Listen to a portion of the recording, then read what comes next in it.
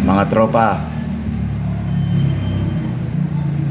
sinubukan ko lang tong CX programmer ng Omron CX1 kung kaya pa natin gumawa ng program. Gumawa ako dito ng sample program mga katropa, is yung sa traffic light, yung project natin dyan sa, alam mo na,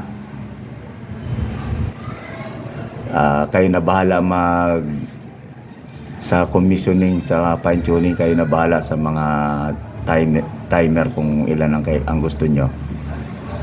Gumawa lang ako ng ladder diagram para masundan nyo. Try ko muna kung gagana to sa simulation.